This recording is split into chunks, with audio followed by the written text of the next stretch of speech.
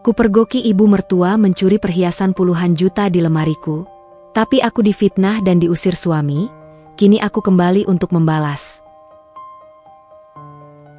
Aroma kayu cendana dan peoni samar-samar menyambut Anya setiap kali ia membuka pintu lemari mahoni besar di kamarnya.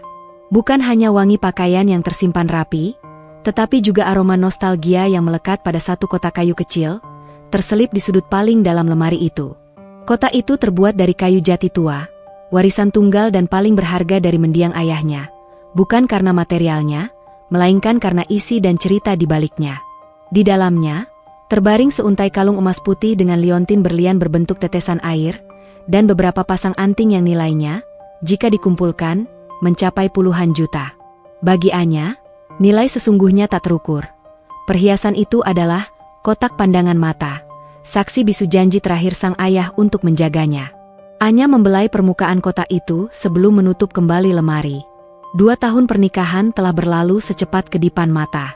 Ia menikahi Reza, seorang pria yang memiliki senyum paling hangat yang pernah ia lihat, putra tunggal dari keluarga terpandang di kota itu.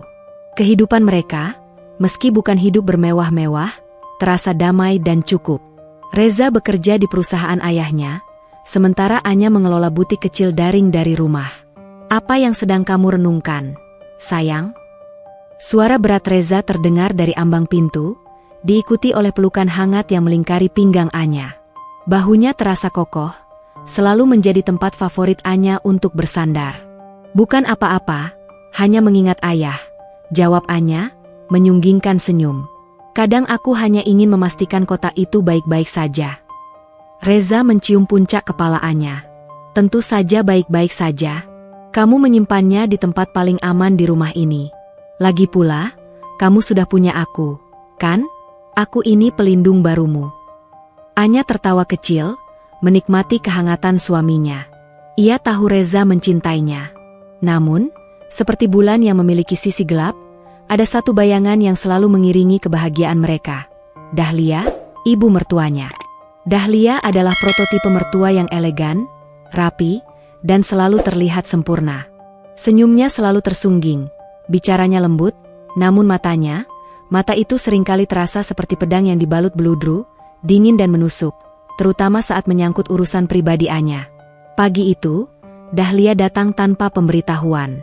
Aduh, menantu ibu yang paling cantik, sapa Dahlia, langsung memeluk Anya erat-erat. Pelukan itu terasa terlalu kuat, terlalu mendesak. Selamat pagi, Bu. Kenapa tidak telepon dulu?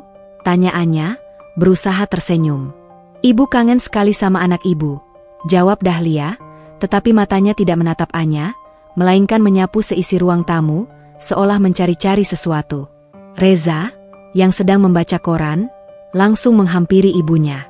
Tumben, Bu. Ada apa? Kopi mau? Tidak usah, Nak. Ibu cuma ingin mengecek kalian saja. Kalian baik-baik saja, kan? Apalagi kamu, Anya? Dahlia beralih menatap Anya, tangannya menggenggam tangan menantunya itu, tetapi genggamannya terasa mencekik. Ibu tahu kamu punya banyak barang berharga, peninggalan orang tuamu. Di rumah ini, kalian hanya tinggal berdua. Ibu khawatir kalau ada orang iseng. Anya merasakan tenggorokannya tercekat.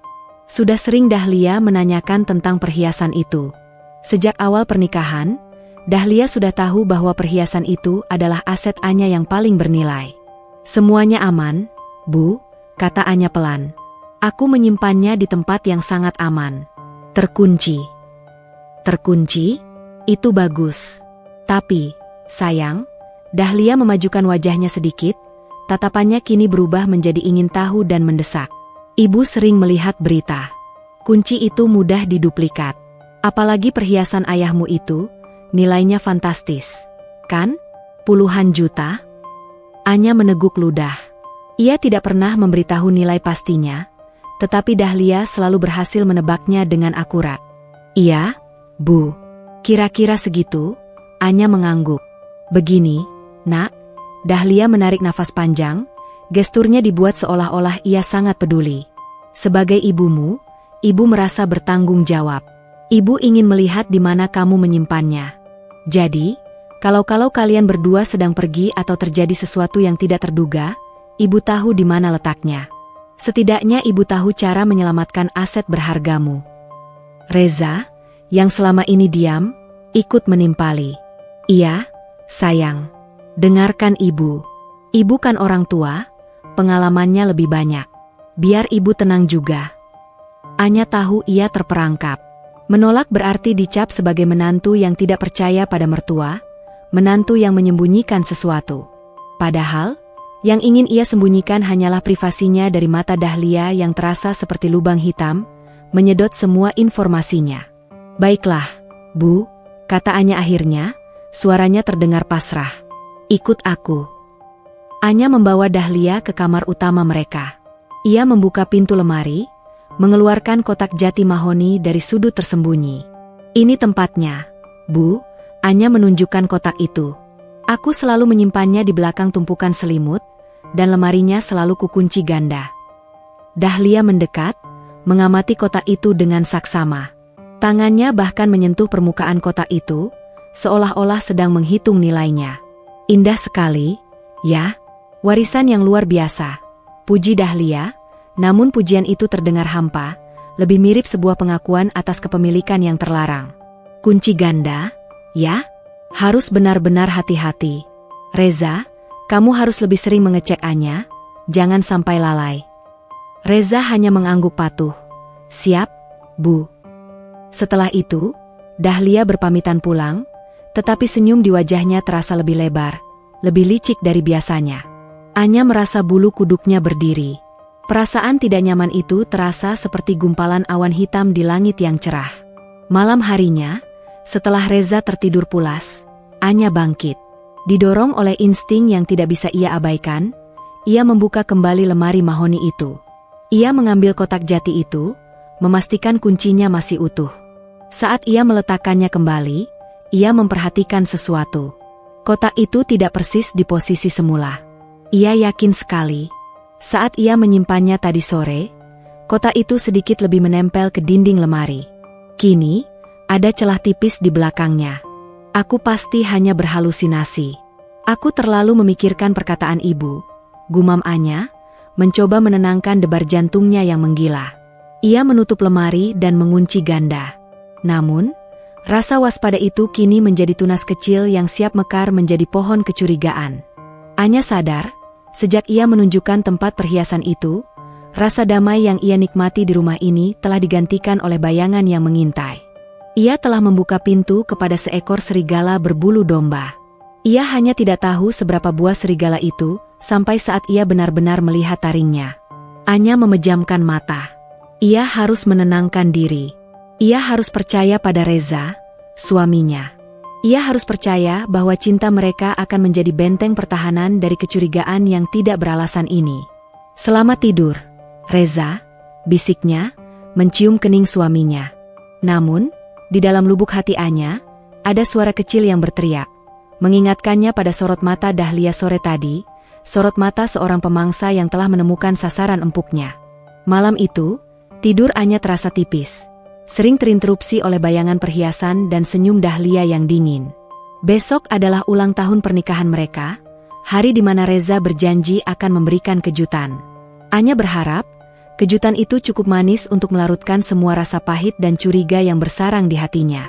Tapi, ia tidak tahu, kejutan terburuk dalam hidupnya justru akan datang setelah perayaan itu, bukan dari Reza, melainkan dari bayangan yang selama ini ia coba sangkal. Malam itu, setelah ketegangan yang disebabkan oleh kunjungan mendadak Dahlia, udara di kamar terasa berat, seolah dipenuhi butiran debu keraguan. Anya mencoba tidur, namun matanya terbuka lebar, memandang langit-langit. Ia ingat betul letak kotak jati warisannya di sudut lemari. Perubahan posisi yang ia lihat hanyalah sehelai benang tipis kecurigaan, tetapi benang itu kini mengikatnya, membuatnya sulit bernapas. Aku harus mengeceknya lagi, bisiknya, tak peduli pada kantuk yang menyerang. Ia bangkit perlahan agar tidak membangunkan Reza. Ia membuka lemari mahoni, dan menyalakan lampu ponselnya. Matanya langsung tertuju pada sudut tersembunyi itu. Kotak jati mahoni itu memang sudah kembali di tempatnya, menempel rapat ke dinding lemari. Nah, kan, Hanya perasaanku saja, gumam Anya lega. Namun, saat tangannya menyentuh kotak itu untuk memastikan, ia merasakan tekstur yang berbeda pada permukaannya. Tidak ada debu, justru terasa agak lengket di satu sisi. Seolah-olah seseorang baru saja memegangnya dengan tangan yang berkeringat. Jantung Anya kembali berdetak kencang, menabuh genderang kecemasan di dalam dadanya. Ia segera mengunci lemari kembali, kali ini dengan perasaan yang jauh lebih waspada. Keesokan harinya adalah hari yang seharusnya dipenuhi kebahagiaan, ulang tahun pernikahan mereka. Aroma pankek dan kopi menguar di udara. Reza muncul dari kamar mandi, mengenakan kemeja yang baru disetrikaannya, wajahnya berseri-seri. "Selamat ulang tahun pernikahan, cintaku," ucap Reza, memeluk Anya erat-erat. "Kamu adalah hadiah terbaik yang pernah Tuhan berikan padaku." "Selamat ulang tahun pernikahan juga, sayang," balas Anya, membalas pelukan itu. Untuk sesaat, semua kecurigaan yang ia rasakan semalam menguap, digantikan oleh kehangatan dan cinta Reza yang tulus. Reza mengeluarkan kotak bludru merah kecil dari saku celananya. "Ini tidak seberapa dibanding warisan yang kamu punya, tapi ini adalah janji masa depanku padamu." Kotak itu berisi kalung berlian kecil dengan desain modern, sangat indah dan tampak mahal. "Reza, ini pasti mahal sekali," kata Anya, matanya membesar karena terkejut. "Tidak masalah, sayang. Kamu pantas mendapatkan yang lebih. Ayah memberi bonus besar bulan ini," jawab Reza, memasangkan kalung itu di leher Anya. "Mulai sekarang, koleksimu bertambah. Harta benda harus bertambah, bukan berkurang, kan?" Kalimat terakhir Reza membuat Anya tersentak. Teringat perkataan Dahlia kemarin. "Terima kasih, Reza. Aku akan menjaganya baik-baik," kata Anya, berusaha menyembunyikan gurat kekhawatiran yang tiba-tiba muncul. Sore harinya, setelah Reza kembali ke kantor, Anya menyimpan kalung baru itu. Ia meletakkannya di dalam kotak jati bersama perhiasan warisan ayahnya. Kotak berlian kecil dari Reza juga ia selipkan di sudut lemari, bersebelahan dengan kotak mahoni. Semua terasa aman. Ia menghela napas, berusaha meyakinkan dirinya bahwa ia terlalu berlebihan, bahwa Dahlia hanya bersikap cerewet, bukan pencuri. Namun, ketenangan itu hanyalah embun pagi yang mudah menguap. Pukul 8 malam, saat Anya sedang menyiapkan makan malam spesial, ponselnya berdering nyaring. Panggilan dari nomor rumah Dahlia. "Halo, Bu?" Suara Dahlia terdengar serak, parau, dan sangat lemah, jauh berbeda dari suaranya yang biasa tegas. "Anya, Nak, Ibu. Ibu tidak enak badan sekali. Demam Ibu tinggi, pusing, perut Ibu sakit melilit. Ibu takut sendirian di rumah besar ini." Anya, yang memiliki hati selembut kapas, langsung dilanda rasa iba. "Ya Tuhan, Ibu, kenapa tidak bilang dari tadi? Sudah minum obat?" "Sudah, tapi tidak mempan." "Reza mana?" "Ibu ingin Reza menjemput Ibu. Tapi lebih baik Ibu menginap di tempat kalian malam ini. Ibu takut sendirian," rintih Dahlia. "Tentu, Bu. Aku akan segera bilang Reza. Kami jemput Ibu sekarang," jawab Anya tanpa berpikir panjang. Bagaimanapun juga, ia adalah menantu, dan Dahlia adalah ibu dari suaminya. Saat Reza tiba di rumah, wajahnya panik mendengar kabar ibunya. "Ya ampun, kenapa Ibu tidak telepon aku? Ayo, Anya, kita jemput Ibu." Setengah jam kemudian, Dahlia sudah berbaring lemah di kamar tamu rumah mereka. Wajahnya memang terlihat pucat, dan ia mengerang menahan sakit perut. Reza sangat khawatir, menyuapi ibunya bubur dan memberikan obat. "Reza, kamu temani Ibu tidur di sini malam ini, ya? Ibu benar-benar merasa tidak enak badan," pinta Dahlia dengan mata terpejam. "Tentu, Bu. Aku tidur di sofa sini. Anya, kamu tidur duluan saja di kamar. Kalau ada apa-apa, Ibu bisa panggil aku," kata Reza. Anya mengangguk. Ia merasa lega melihat Reza merawat ibunya, tetapi di saat yang sama, ia merasa ada sesuatu yang janggal. Biasanya, Dahlia adalah sosok yang sangat menolak menginap di rumah orang lain, apalagi di kamar tamu yang tidak senyaman kamarnya. "Selamat istirahat, Bu. Kalau butuh apa-apa, jangan sungkan," kata Anya, meninggalkan kamar tamu. Anya masuk ke kamar, merebahkan diri, tetapi ia tidak bisa tidur. Kehadiran Dahlia di rumah itu, hanya beberapa langkah dari kamar mereka, terasa seperti jarum es yang menempel di punggungnya. Tiba-tiba, ia mendengar suara gesekan pelan dari luar. Seperti gesekan pintu yang dibuka hati-hati. Ia yakin itu bukan Reza, karena suara dengkuran Reza sudah terdengar samar dari kamar tamu. Anya menahan napas. Ia mendengar langkah kaki yang sangat pelan, menjauhi kamar tamu dan menuju ke arah kamar mereka. Jantung Anya berpacu. Ia mematikan lampu di samping tempat tidur dan pura-pura tertidur. Ia mendengar knop pintu diputar. Pintu kamar mereka terbuka sedikit demi sedikit. Dari celah matanya yang setengah terpejam, ia melihat siluet seseorang masuk. Postur tubuh itu jelas bukan Reza. Lampu di dalam kamar tidak menyala, hanya diterangi cahaya remang-remang dari lampu jalan di luar jendela. Siluet itu bergerak sangat lambat, seperti hantu. Ia tahu betul siapa yang sedang mengendap-endap masuk ke kamar pribadinya saat suaminya sedang tertidur. Dahlia. Sosok itu berjalan tanpa suara menuju lemari mahoni, tempat Anya menyimpan kotak pandangan mata. Anya memejamkan mata rapat-rapat, namun ia bisa mendengar gesekan pelan saat Dahlia meraba-raba kunci lemari. Tidak ada suara klik kunci, yang berarti Dahlia tidak membuka kunci yang terpasang di luar. Kenapa dia tidak membuka kuncinya? Pikir Anya bingung. Tiba-tiba, ia mendengar suara gesekan lagi. Rupanya, Dahlia tidak membuka kunci ganda di luar, tetapi menggunakan kunci duplikat. Dahlia membuka kunci di bagian dalam lemari. Ia sudah menduplikat kunci lemari Anya. Seluruh darah Anya terasa membeku. Kecurigaannya bukan hanya beralasan, tetapi jauh lebih mengerikan. Dahlia bukan hanya ingin tahu, tetapi memang berniat untuk mengambil. Dahlia berhasil membuka lemari. Ia merogoh ke dalam tumpukan selimut, dan dalam keheningan yang mematikan, ia mengeluarkan kotak jati mahoni itu. Anya menahan napas. Ia harus bertindak. Tapi bagaimana? Jika ia bergerak sekarang, Dahlia akan memiliki alasan untuk membalikan fakta, seperti yang biasa ia lakukan. Dahlia berjalan pelan ke arah jendela, di mana ada sedikit cahaya. Ia membuka kotak itu dengan paksa, tidak peduli dengan suara kayu yang berderit. Anya melihat Dahlia mengeluarkan perhiasan di dalamnya. Matanya tertuju pada kalung berlian dari ayahnya, dan juga kalung berlian baru hadiah Reza. Dahlia memasukkan keduanya ke saku daster tidurnya. Cukup untuk menutupi hutang Reza sebentar.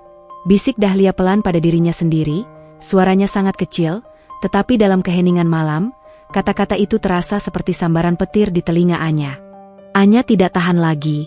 Ia tidak bisa membiarkan harga dirinya, warisan ayahnya, dan perhiasan hadiah ulang tahun pernikahannya, dicuri di depan matanya sendiri.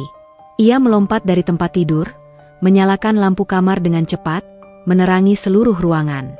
"Ibu, apa yang sedang ibu lakukan?" teriak Anya, suaranya mengandung campuran amarah, keterkejutan, dan pengkhianatan yang pedih. Dahlia terperanjat hebat, wajahnya yang pucat karena sakit kini berubah menjadi putih pasi karena ketahuan. Kotak jati itu terlepas dari tangannya, jatuh ke lantai dengan suara keras yang memecah kesunyian malam. Di lantai, teronggok kalung berlian dan kotak pandangan mata yang terbuka lebar, di samping Dahlia yang berdiri kaku, tertangkap basah di tengah aksinya. Cahaya lampu kamar tiba-tiba menyergap, mengakhiri suasana remang-remang yang menjadi selimut Dahlia. Ruangan itu kini menjadi panggung pengungkapan yang kejam. Di satu sisi, ada Anya yang berdiri tegak di samping tempat tidur, matanya memancarkan api kemarahan dan luka pengkhianatan. Di sisi lain, ada Dahlia yang membeku, perhiasan warisan Anya dan hadiah ulang tahun pernikahan tergeletak di lantai berserakan, tepat di samping kotak jati yang terhempas. Wajah Dahlia berubah-ubah secepat kilat. Dari keterkejutan, berubah menjadi ketakutan, dan dalam sepersekian detik, berubah menjadi kepanikan yang terencana. Ekspresi itulah yang paling Anya benci, ekspresi seseorang yang sudah menyiapkan skenario pelarian. "Ibu, apa yang baru saja ibu lakukan?" Suara Anya bergetar, tetapi penuh penekanan. Ia berjalan mendekat, mengambil kalung berlian hadiah Reza yang tergeletak di lantai. Dahlia tidak menjawab. Ia hanya menatap Anya dengan mata nanar, tetapi bukan karena rasa bersalah, melainkan karena perhitungan. Tiba-tiba, Ia merubah total gesturnya. Ia menarik napas dalam-dalam, dan sebelum Anya sempat melontarkan kalimat lagi, Dahlia melompat ke posisi seolah-olah ia adalah korban yang diserang. "Tolong, jangan sakiti ibu," teriak Dahlia, suaranya melengking tinggi, memecah keheningan malam yang sunyi. Ia sengaja menjatuhkan diri ke lantai, menggesekkan lututnya pada pecahan kotak jati yang sedikit runcing, seolah-olah Anya yang telah mendorongnya.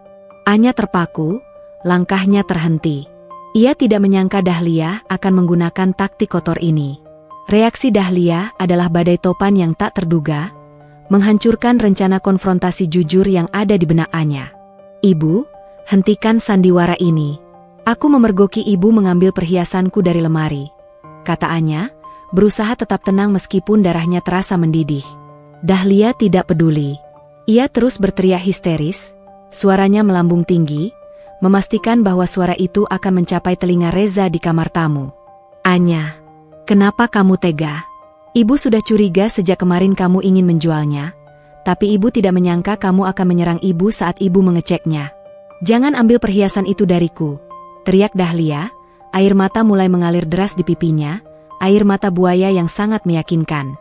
Ia meraih perhiasan yang berserakan, menggenggamnya erat-erat di tangan. "Aku tidak menyerang ibu.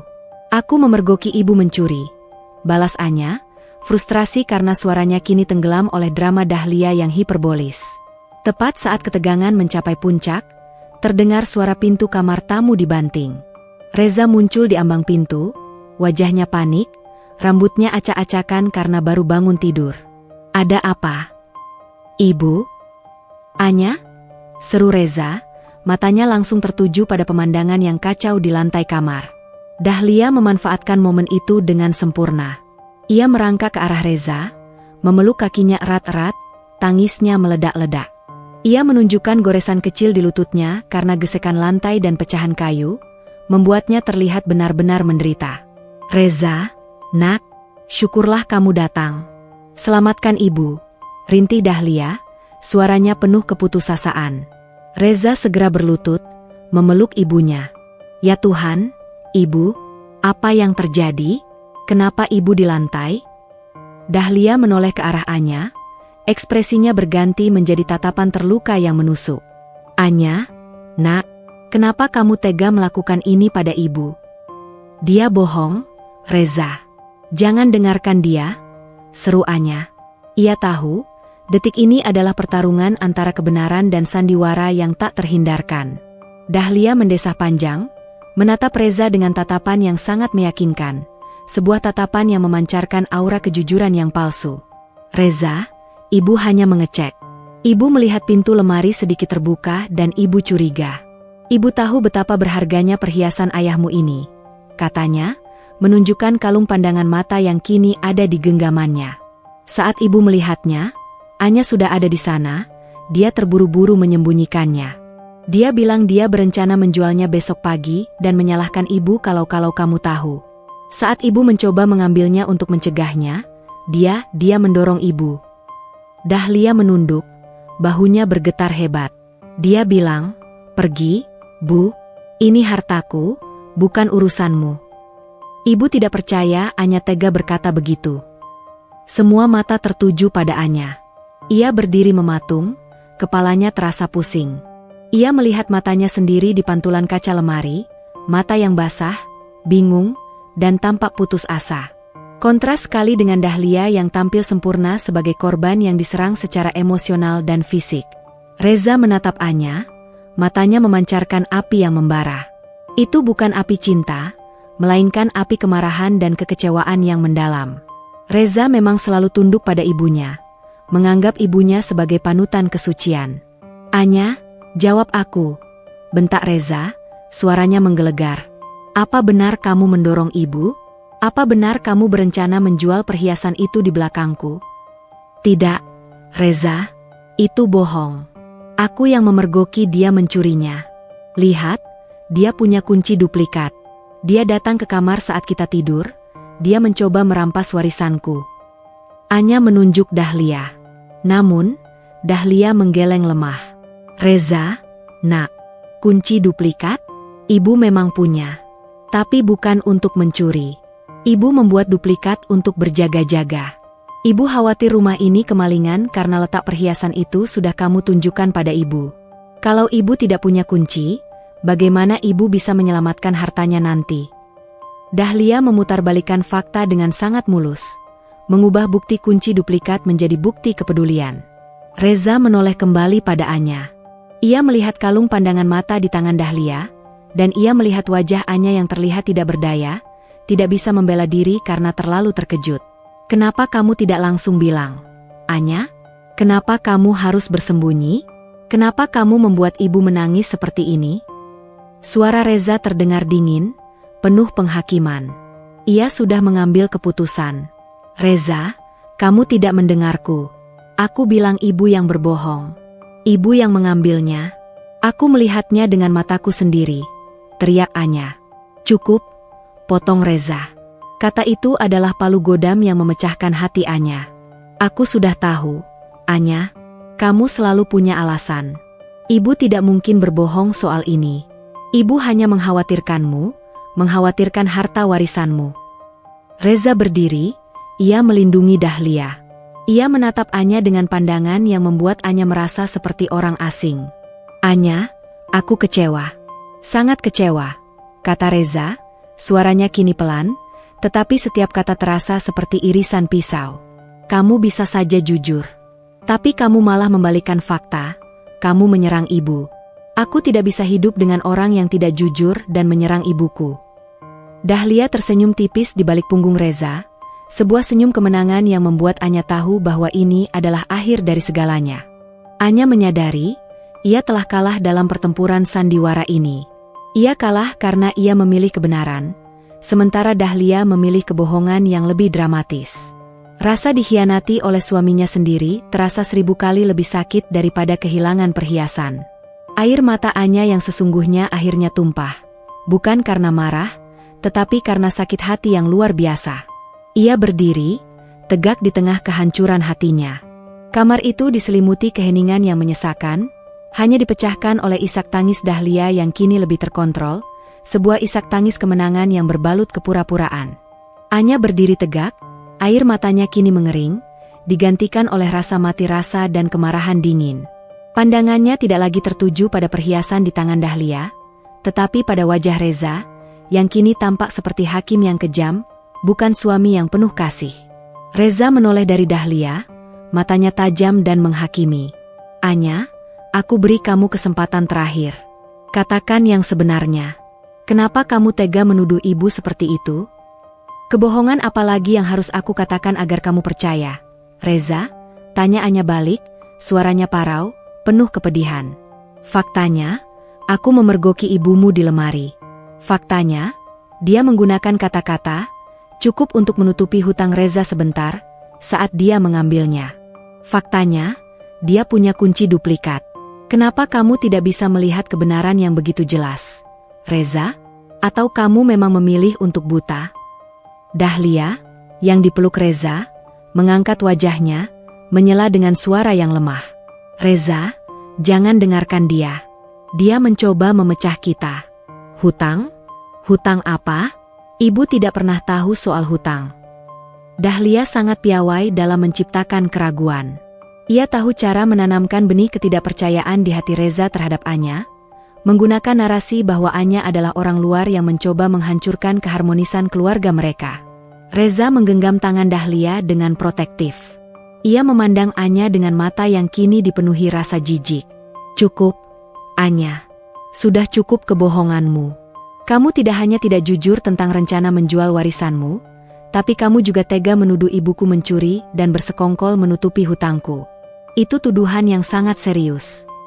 Tuduhan yang serius, atau kebenaran yang kamu takuti? Tantang Anya, tak gentar.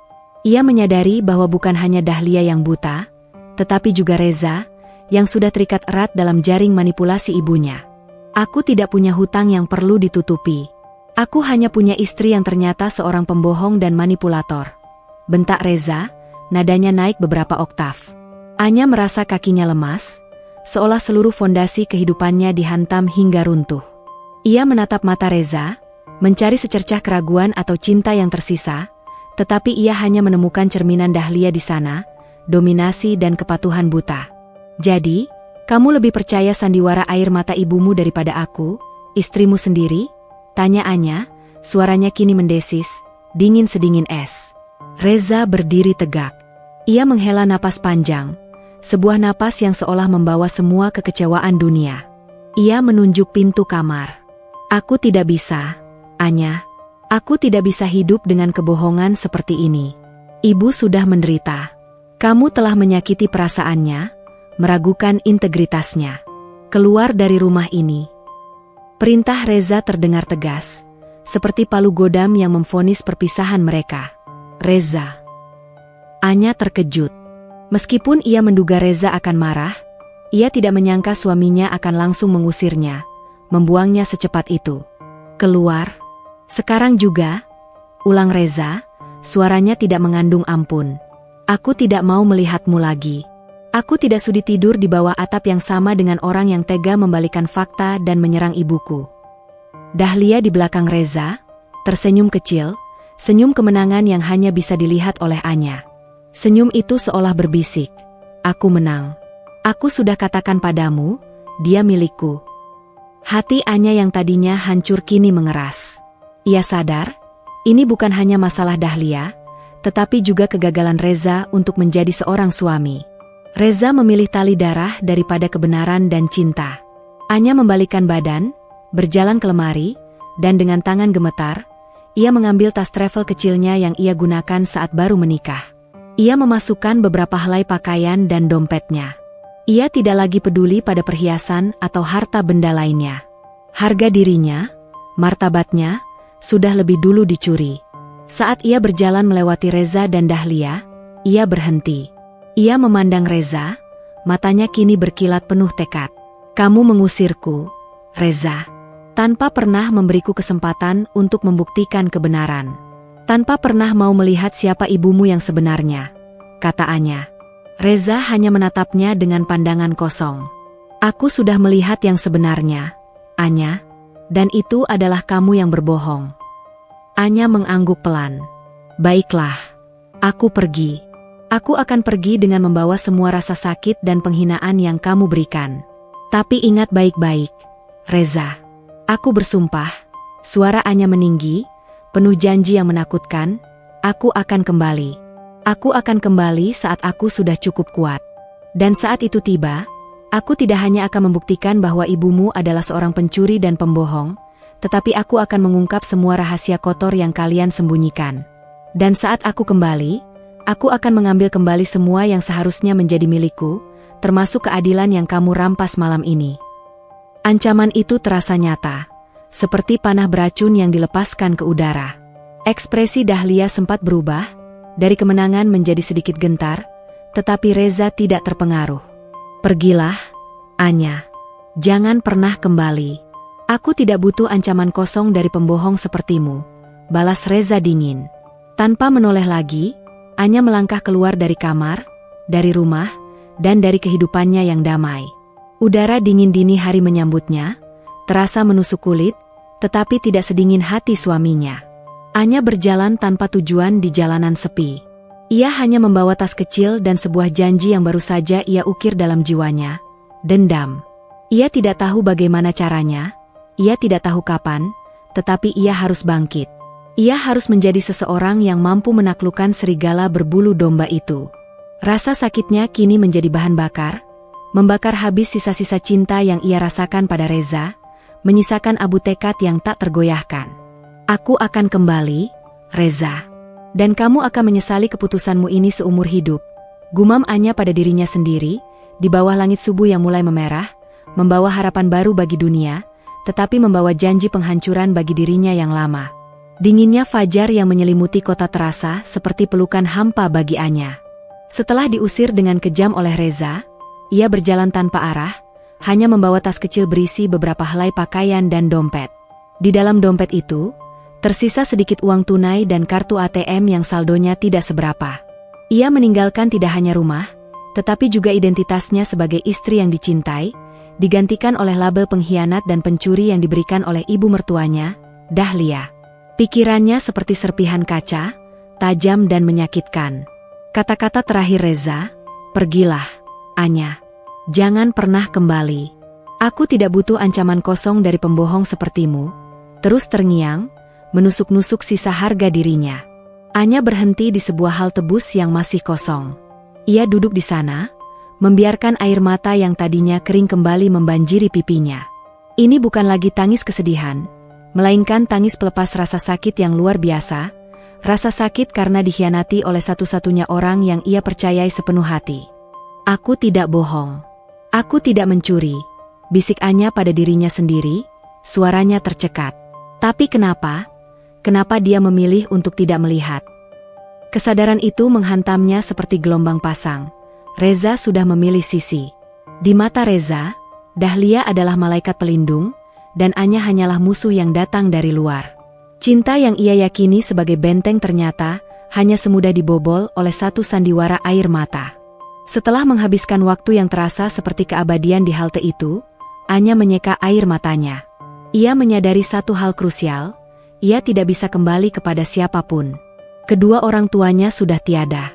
Teman-teman terdekatnya adalah lingkaran pergaulan Reza, yang pasti akan langsung menelan bulat-bulat cerita versi Dahlia. Kembali ke lingkungan itu sama saja dengan meminta belas kasihan dan menerima penghinaan. "Tidak, aku tidak akan meminta belas kasihan," tekadnya. Ia mengeluarkan ponsel, hanya satu nama yang muncul di benaknya. Santi, sahabat lamanya yang kini bekerja di kota lain. Anya perlu tempat untuk bersembunyi dan membangun strategi. Setelah menelepon Santi dan mendapat persetujuan sementara untuk menumpang, Anya menaiki bus antar kota pertama yang menuju keluar batas kota itu. Saat bus mulai bergerak, ia memandang ke belakang, seolah mengucapkan selamat tinggal pada dirinya yang lama. Anya yang lemah, yang terlalu percaya, yang hanya bergantung pada cinta suaminya, sudah mati. Setibanya di kota baru, Anya memulai kehidupannya dari nol. Santi, sahabatnya, menyambutnya dengan tangan terbuka, tetapi segera menyadari kepedihan yang disembunyikan Anya di balik mata yang kini terlihat kosong. "Anya, ceritakan padaku. Apa yang sebenarnya terjadi?" tanya Santi lembut, saat mereka duduk di dapur apartemen sederhana Santi. Anya menceritakan semuanya, dari kecurigaan halus Dahlia, kalung pandangan mata, hingga adegan pengusiran yang kejam. Ia tidak melewatkan sedikit pun, termasuk kata-kata Dahlia tentang hutang Reza. Santi mendengarkan dengan saksama. "Ya Tuhan, Anya, ini jahat sekali. Tapi, hutang? Kalau Reza memang punya hutang dan ibunya menutupinya dengan perhiasanmu, itu artinya Dahlia tidak hanya menyelamatkan Reza, tapi juga membuatmu menjadi tumbal sempurna." Anya mengangguk. "Itu yang membuatku tidak bisa tidur. Aku tidak hanya kehilangan perhiasan, tapi aku kehilangan kehormatanku. Reza tidak akan pernah percaya. Dahlia akan memastikan itu." "Lalu, apa rencanamu sekarang?" "Melapor polisi," saran Santi. Anya menggeleng. "Dengan bukti apa?" "Dia akan bilang itu perselisihan rumah tangga, dan aku yang berbohong. Reza akan mendukungnya. Hukum tidak akan menyentuh Dahlia." Anya menatap Santi, matanya kini berkilat dengan cahaya yang berbeda, cahaya tekad yang membara, bukan lagi air mata. "Aku harus kuat. Aku harus punya pengaruh yang jauh lebih besar dari mereka. Aku harus kembali bukan sebagai Anya yang diusir, tetapi sebagai seseorang yang tidak bisa mereka remehkan." "Kamu mau balas dendam?" tanya Santi, sedikit khawatir. "Ini bukan sekadar balas dendam, San. Ini keadilan. Aku harus membuktikan bahwa aku bukan pencuri. Aku harus mengambil kembali harga diriku," tegas Anya. "Aku akan menggunakan uang tabungan yang ada di bank. Aku akan memutar modal itu. Aku akan bekerja, belajar, dan tumbuh. Aku akan menjadi bayangan yang lebih besar dari ketakutan mereka." Anya menyadari ia harus memanfaatkan satu-satunya hal yang ia miliki, keahliannya dalam memilih dan menilai perhiasan, keahlian yang diwariskan ayahnya. Ia akan masuk ke dunia yang sama, tetapi dari puncak yang berbeda. "Aku butuh waktu, Santi. Aku harus menghilang total. Aku harus memutuskan kontak dengan siapapun yang mengenal Reza atau Dahlia. Anggap saja Anya sudah mati." Santi memeluknya erat. "Baiklah, Anya. Aku di sini untuk mendukungmu. Tapi ingat, jangan biarkan dendam itu memakan habis hatimu. Tidak, San, jawab Anya, sorot matanya kini fokus. Dendam ini hanya akan menjadi anak tangga. Setelah aku naik, aku akan menemukan kedamaian. Tahun-tahun berikutnya menjadi periode metamorfosis total bagi Anya. Ia mengambil pekerjaan serabutan di awal, lalu dengan modal tabungan kecilnya, ia mulai berinvestasi di bisnis perhiasan online. Ia bekerja siang malam, mempelajari strategi pasar, menganalisis tren, dan menggunakan kecerdasannya yang terpendam. Ia mengganti nama panggilannya menjadi Anara, dan menciptakan persona yang dingin, cerdas, dan profesional. Ia tidak lagi mengenakan pakaian sederhana. Penampilannya berubah menjadi elegan dan berkelas. Ia mulai menghadiri seminar bisnis, memperluas jaringannya, menjalin relasi dengan investor-investor besar. Setiap kesuksesan kecil yang ia raih terasa seperti batu bata yang membangun benteng pertahanannya. Pada tahun ketiga, bisnisnya mulai menjanjikan. Pada tahun kelima, ia sudah memiliki kantor kecil dan beberapa karyawan. Pada tahun ketujuh, Nyonya Anara dikenal sebagai salah satu nama yang diperhitungkan di dunia investasi dan perhiasan. Namanya muncul di majalah bisnis ternama. Namun, di balik kesuksesan itu, hati Anya tetap menyimpan luka yang menganga. Ia tidak pernah lupa pada janji yang ia ukir di subuh yang dingin itu. Setiap berlian yang ia jual, setiap kesepakatan yang ia menangkan, adalah persiapan untuk kembali. Suatu sore, di kantornya yang mewah, ia memandangi peta kota lamanya. "Reza, Dahlia," bisiknya, suaranya kini terdengar dewasa, tenang, dan berbahaya. "Kalian pasti berpikir aku sudah menyerah, atau melarikan diri. Kalian pasti berpikir aku hanya ancaman kosong." Ia menggeser papan namanya di meja, Anara, CEO Anara Jewels. Ia kemudian menghubungi seorang kenalan barunya, Arif, seorang pengacara litigasi ternama yang juga memiliki firma detektif swasta. Arif memiliki reputasi bersih dan dikenal ahli dalam kasus-kasus yang melibatkan manipulasi keuangan dan sengketa warisan. "Arif, aku butuh bantuanmu," kata Anya melalui telepon. "Aku butuh informasi terbaru tentang keluarga Wiratama. Semua data keuangan, semua aset, dan semua hutang Reza Wiratama. Mulai dari 7 tahun lalu, sampai hari ini." "Keluarga Wiratama? Mereka cukup tertutup, Nyonya Anara. Ini akan memakan waktu dan biaya," jawab Arif, suaranya profesional. "Aku tidak peduli waktu dan biaya," tegas Anya. "Aku ingin tahu, apakah mereka masih menggunakan perhiasan warisanku untuk menutupi kebohongan mereka? Dan aku ingin tahu, apa motif Dahlia sebenarnya, yang lebih besar dari perhiasan itu." "Saya akan mulai bekerja, Nyonya Anara," jawab Arif. Anya menutup telepon. Ia berdiri di samping jendela, menatap matahari terbenam yang memancarkan warna-warna keemasan. Ia telah kembali dari kematian emosionalnya, dan kini, ia siap menampakkan dirinya di hadapan para penghancurnya. 7 tahun sudah cukup. Waktunya untuk Anya, atau lebih tepatnya, Nyonya Anara, kembali ke medan perang. 7 tahun adalah waktu yang cukup bagi Abu untuk berubah menjadi baja. Dan itulah yang terjadi pada Anya. Wanita yang pernah menangis terseduh-seduh di halte bus subuh itu kini telah berevolusi menjadi Nyonya Anara, seorang pengusaha yang memancarkan aura es dan kekuasaan. Tidak ada lagi sisa-sisa kepolosan atau ketergantungan yang dulu ia miliki. Rasa sakit yang ia bawa dari pengusiran itu telah menjadi cetakan karakternya, membentuknya menjadi benteng yang tak tertembus. Selama 7 tahun itu, Anya menenggelamkan diri dalam pekerjaan. Ia menggunakan kecerdasan dan naluri bisnisnya untuk mengubah sedikit modal menjadi kerajaan Anara Jewels. Ia tidak hanya menjual perhiasan, ia menjual keyakinan dan kemewahan. Ironisnya, kini ia kembali ke dunia perhiasan, dunia yang hampir menghancurkannya. Tetapi kali ini ia berada di puncaknya, bukan sebagai pemilik warisan kecil, melainkan sebagai sang penentu harga. Pada suatu sore yang dingin di kantor mewahnya, Nyonya Anara duduk di kursi kulit Italia, menatap pemandangan kota yang ia tinggalkan 7 tahun lalu. Ia telah kembali, menyewa apartemen super mewah di pusat kota lama, hanya beberapa blok dari rumah yang pernah ia tempati bersama Reza. Ia seperti arwah yang kembali menghantui masa lalunya. Ketukan di pintu membuyarkan lamunannya. "Masuk," katanya, suaranya tenang dan terkendali. "Masuklah, Arif." Pria itu bukan hanya pengacara, tetapi juga sosok yang sangat cerdas, memiliki mata yang tajam dan pandangan yang jujur. Ia adalah satu-satunya orang yang mengetahui identitas Anara yang sebenarnya, Anya yang terbuang. "Nyonya Anara, semua sudah siap. Saya membawa laporan Wiratama Corporation dari 7 tahun lalu hingga kuartal terakhir," kata Arif, meletakkan file tebal di meja. Anya mengambil file itu, ibu jarinya membelai sampulnya. "Bagaimana keadaan mereka?" Arif duduk di seberangnya, menyesuaikan dasinya. "Secara umum, Wiratama Corporation masih berdiri, tetapi mereka berada di ambang kesulitan. Mereka kekurangan likuiditas. Reza tampaknya mencoba menutupi lubang keuangan yang sangat besar.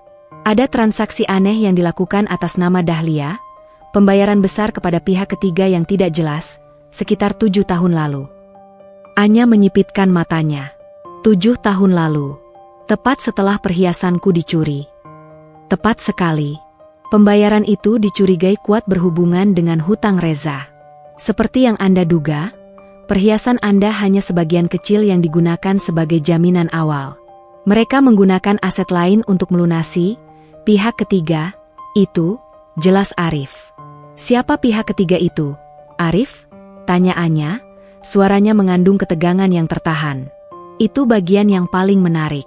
Pihak ketiga itu adalah seorang rentenir, tetapi rentenir itu juga ternyata memiliki arsip-arsip lama yang berhubungan dengan almarhum ayah Reza. Saya sedang menggali lebih dalam soal ini. Ada aroma busuk yang lebih tua dari 7 tahun lalu," jawab Arif, matanya memancarkan rasa ingin tahu profesional. Anya terdiam sejenak. Jika motif Dahlia hanya menutupi hutang Reza, itu sudah cukup jahat. Tetapi jika ada rahasia yang melibatkan ayah Reza, maka kasus ini berubah menjadi sarang laba-laba yang harus ia bongkar. "Reza sendiri, bagaimana keadaannya?" Arif tersenyum tipis. Dia tampak lelah dan stres. "Pernikahannya, setelah Anda diusir, ternyata tidak berjalan baik. Dia menikahi wanita lain 2 tahun setelah kepergian Anda, tetapi pernikahannya hancur setahun kemudian. Hidupnya, secara finansial, berada di bawah kontrol ibunya, Nyonya Dahlia, yang sekarang tampaknya semakin dominan." Anya mendengarkan tanpa ekspresi, tetapi di dalam hatinya, ia merasakan sedikit kepuasan. Penderitaan Reza adalah penyesalan yang ia harapkan. "Baiklah, Arif. Rencana kita sudah jelas. Aku harus menunjukkan diriku. Aku harus membuat mereka melihat bayangan dari masa lalu mereka, tetapi dalam versi yang jauh lebih kuat." Arif mengangguk. Sebuah acara gala dinner sosialita di Hotel Merdeka malam Minggu ini. Dahlia dan Reza dipastikan hadir karena mereka mencari investor baru. "Ini adalah panggung terbaik Anda." Anya berdiri, berjalan menuju jendela, ia melihat pantulannya sendiri. Rambut tergerai elegan, setelan jas wanita yang tajam, dan sepasang mata yang kini menjadi pedang bermata dua. "Tolong siapkan undangan khusus atas nama Anara Jewels. Aku akan menjadi investor utama malam itu. Dan satu lagi, Arif," Anya menoleh, senyumnya kini tipis dan penuh perhitungan, "aku ingin kamu berada di sisiku. Kamu adalah perisai sekaligus senjataku." "Tentu, Nyonya Anara. Sebagai seorang pengacara, saya selalu siap menjadi perisai. Sebagai sekutu, saya akan memastikan Anda mendapatkan keadilan yang Anda cari," jawab Arif. Arif mengumpulkan filenya, ia menatap Anya sebentar, ada kekaguman yang terlihat jelas di matanya. "Anya, saya harus bertanya. Setelah semua ini terungkap, setelah keadilan Anda dapatkan, apakah Anda akan kembali pada Reza?" Pertanyaan itu menusuk langsung ke inti. Ekspresi Anya tidak berubah. Ia menggeleng pelan. Reza memilih ibunya di atas kebenaran. Pria yang tega mengusir istrinya sendiri tanpa mendengar penjelasan karena sebuah sandiwara, itu bukan pria yang kucintai. Cinta itu sudah mati, Arif. Yang kubawa kembali ini adalah janji yang harus ditepati. Setelah semua ini selesai, aku hanya ingin kedamaian, bukan lagi drama. Anya mengambil napas dalam-dalam. Kepulangan ini adalah pembalasan dan pemulihan harga diri. Tidak ada cinta yang tersisa. Hanya ada keadilan. Arif mengangguk lega. Baiklah. Saya mengerti. Mari kita buat mereka menyesal karena pernah meremehkan seorang wanita yang mereka anggap lemah. Tepat, kata Anya, berjalan kembali ke mejanya. Ia mengambil kartu nama Anara Jewels yang dicetak dengan emas. Saat Dahlia melihat kartu nama ini, ia akan tahu bahwa hantu dari masa lalu telah kembali berwujud ratu. Malam itu, di kediamannya, Anya berlatih di depan cermin. Ia berlatih untuk tidak berkedip, untuk tidak menunjukkan emosi, untuk tidak membiarkan luka lama mengendalikan dirinya. Ia harus menjadi Nyonya Anara, investor dingin yang hanya tertarik pada angka dan keuntungan. Anya yang rapuh harus tetap tersembunyi jauh di balik bayangan. Panggung sudah siap. Waktunya untuk tampil. Udara di ballroom mewah Hotel Merdeka terasa sesak oleh aroma parfum mahal, denting gelas kristal, dan bisikan-bisikan tipis dari para sosialita. Malam itu adalah acara gala dinner yang paling ditunggu, tempat di mana kekuasaan bertemu dengan modal, dan gosip menjadi mata uang utama. Di sudut ruangan, Dahlia tampak gelisah meskipun ia mengenakan gaun paling mahal. Di sebelahnya, Reza mencoba tersenyum meyakinkan kepada calon investor, tetapi matanya memancarkan kelelahan. Perusahaan mereka, Wiratama Corporation, berada di ujung tanduk, dan malam ini adalah kesempatan terakhir mereka mencari suntikan dana besar. Dahlia terus menyarankan Reza untuk mendekati setiap tamu penting, tetapi perhatiannya sendiri terpecah, seolah-olah ia sedang menunggu sesuatu yang buruk terjadi. Tepat pukul 9 malam, semua mata di ruangan itu secara spontan beralih ke pintu masuk utama. Seorang wanita melangkah masuk, memancarkan aura yang begitu kuat hingga terasa seperti listrik statis menyelimuti ruangan. Ia mengenakan gaun sutra emerald yang anggun, rambutnya ditata slek, dan di lehernya tersemat kalung berlian yang mencuri semua cahaya. Wajahnya cantik, dingin, dan benar-benar tidak terjangkau. Itu adalah Nyonya Anara. Dahlia, yang sedang menyesap sampanye, tiba-tiba tersedak. Gelas kristal itu hampir terlepas dari tangannya. Ia menatap sosok itu, jantungnya berdetak liar di balik dadanya. Bentuk wajah itu, sorot mata itu adalah gambaran yang menghantuinya selama 7 tahun. Ia mengenalinya, tetapi ia menolak untuk mempercayainya. Reza, lihat wanita itu, bisik Dahlia, suaranya tercekat. Reza menoleh, dan matanya terpaku. Wanita itu adalah perpaduan yang menakjubkan antara Anya yang dulu ia cintai, dan seorang ratu bisnis yang belum pernah ia lihat. Sosok ini jauh lebih memikat, jauh lebih memancarkan kekuatan. Siapa dia, Bu? Aku tidak pernah melihatnya. Dia pasti investor baru, ujar Reza, segera merapikan jasnya, berusaha terlihat percaya diri. Aku tidak tahu. Tapi, dia mirip sekali dengan Anya, bisik Dahlia, tangannya gemetar. Nyonya Anara, didampingi oleh Arif yang tampil rapi dan profesional, berjalan perlahan melewati kerumunan. Ia menyambut beberapa rekan bisnis, senyumnya hanya sebatas profesionalitas, tanpa kehangatan. Ia berjalan lurus, seolah memiliki magnet yang menariknya ke satu tujuan, meja tempat Reza dan Dahlia berdiri. Langkah kaki Nyonya Anara terasa seperti ketukan palu di jantung Dahlia. Ia berhenti tepat di hadapan mereka. Reza segera mengulurkan tangan dengan senyum bisnisnya yang terlatih. Selamat malam. Saya Reza Wiratama, dari Wiratama Corporation. Dan ini ibu saya, Dahlia, sapa Reza, pandangannya terpaku pada mata Nyonya Anara. Nyonya Anara mengulurkan tangannya, sentuhannya dingin dan singkat. Selamat malam, Tuan Reza. Saya Anara, CEO Anara Jewels. Saya mendapat kabar bahwa perusahaan Anda mencari mitra investasi. Saat menyebutkan namanya, mata Reza melebar. Suara itu adalah gema dari masa lalu yang terlalu akrab untuk diabaikan. Nyonya Anara, suara Anda, dan juga paras Anda sangat mirip dengan mantan istri saya, ujar Reza, mencoba mencari tahu, ada nada penyesalan yang samar dalam suaranya. Nyonya Anara tersenyum tipis, sebuah senyum yang terasa seperti pecahan es. Benarkah, Tuan Reza? Mungkin itu takdir. Dunia ini kecil, bukan? Kemudian, Nyonya Anara mengalihkan pandangannya pada Dahlia. Dahlia mencoba mempertahankan senyumnya, tetapi dagunya bergetar tak terkendali. Dan Anda, Nyonya Dahlia, ucap Anya, suaranya sedikit lebih dalam, lebih tajam, kita bertemu lagi. Sayang sekali Anda tidak mengenali saya. 7 tahun sudah berlalu, dan ternyata Anda masih terlihat sehat dan bugar. Meskipun saya dengar Anda sedang berjuang dengan tekanan darah karena urusan perusahaan putra Anda. Dahlia merasakan seluruh darahnya mengering. Kata-kata, kita bertemu lagi, dan pengetahuan Anya tentang kondisi keuangan mereka adalah anak panah yang tepat sasaran. Maaf, Nyonya Anara. Saya rasa Anda salah orang, kata Dahlia, berusaha bersuara setegas mungkin. Saya tidak pernah bertemu Anda sebelumnya. Tapi terima kasih atas perhatian Anda pada kesehatan saya.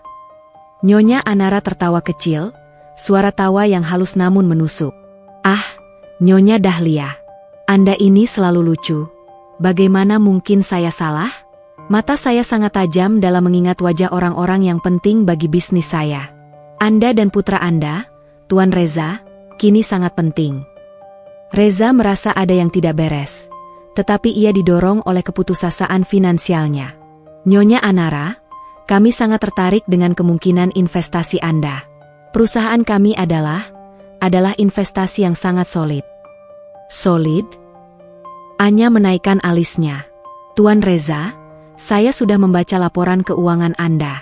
Perusahaan Anda berada di ujung tanduk. Anda memiliki hutang yang tidak tercatat, likuiditas yang rendah, dan Anda terus mencoba menutupi lubang dengan pinjaman yang berbunga tinggi. Itu bukan solid. Itu pasir hisap. Reza terdiam, wajahnya memerah karena malu dan terkejut. Bagaimana wanita ini tahu detail yang sangat rahasia? Dahlia segera mengambil alih. Nyonya Anara, itu tidak sopan. Anda tidak bisa menghakimi perusahaan kami hanya berdasarkan data yang mungkin sudah kedaluarsa. Anya hanya menatap Dahlia dengan mata datar. Nyonya Dahlia, saya adalah CEO Anara Jewels. Kami beroperasi berdasarkan data real time. Dan saya juga tahu bahwa Anda, 7 tahun lalu, pernah menggunakan aset pribadi Anda, atau aset yang Anda peroleh dengan cara yang sangat pribadi, untuk membayar pihak ketiga yang mencurigakan. Dahlia tersentak mundur, tangannya mencengkeram lengan Reza. Semua skenario yang ia persiapkan untuk memenangkan investasi runtuh dalam satu kalimat. Anda menuduh saya? Seru Dahlia, suaranya mulai meninggi. Menuduh? Anya memiringkan kepalanya sedikit. Saya tidak menuduh. Saya hanya menyatakan fakta yang sudah terekam rapi. Tapi, mari kita kesampingkan masa lalu yang suram itu, Nyonya Dahlia. Saya di sini untuk membicarakan bisnis. Anya mengeluarkan kartu nama. Saya akan mempertimbangkan untuk menyelamatkan Wiratama Corporation dengan beberapa syarat.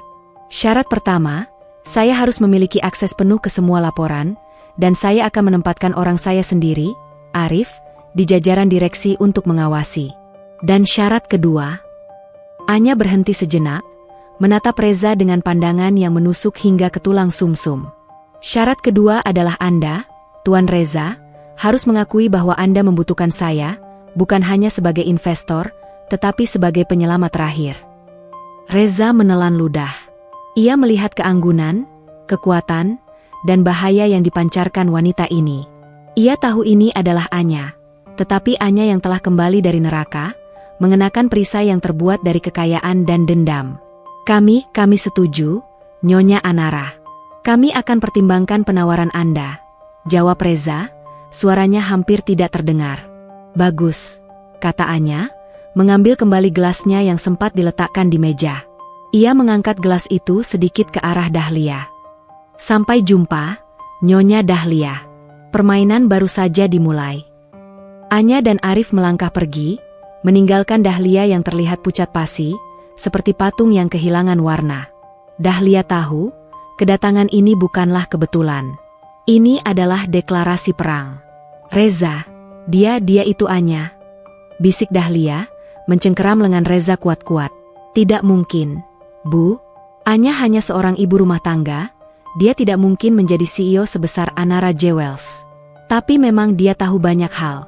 Reza mencoba menyangkal, tetapi keraguan telah menjadi kanker di hatinya. Dahlia menatap punggung Anya yang menjauh, senyumnya kini benar-benar hilang, digantikan oleh ketakutan yang dingin. Ia telah mengusir Anya 7 tahun lalu. Dan kini, Anya kembali, bukan sebagai menantu yang menangis, tetapi sebagai bayangan yang menuntut harga mahal atas setiap tetes air mata yang telah ia tumpahkan. Pertemuan di gala dinner telah mengirimkan gelombang kejut ke jantung Wiratama Corporation. Dahlia dan Reza tahu mereka telah tertangkap di dalam jaring. Dan Nyonya Anara adalah satu-satunya jalan keluar, betapapun mematikannya jalan itu. Di kantor Anara Jewels, beberapa hari setelah pertemuan itu, Anya menatap layar komputernya, menganalisis data keuangan yang berhasil ia peroleh setelah Reza, dalam keputusasaan, menyetujui perjanjian awal investasi. Dahlia tidak hanya menggunakan perhiasanku untuk menutupi hutang Reza. Gumam Anya pada dirinya sendiri. Lihatlah angka ini, Arif. Hutang Reza saat itu memang besar, sekitar 10 miliar karena judi, tetapi pembayaran yang keluar melalui Dahlia jauh lebih besar, sekitar 30 miliar, dalam beberapa kali cicilan yang terpisah. Arif, yang duduk di seberang meja, menggeser tabletnya. Benar, Anya. Inilah yang kita curigai sejak awal. Perhiasan Anda, yang bernilai puluhan juta, hanya berfungsi sebagai uang muka atau jaminan awal yang membuka pintu ke kesepakatan yang jauh lebih besar. Dia menukar perhiasan Anda untuk mendapatkan akses ke seseorang yang memiliki pengaruh besar. Siapa? Seseorang itu. Arif? Rentenir tidak mungkin memiliki dana sebesar itu.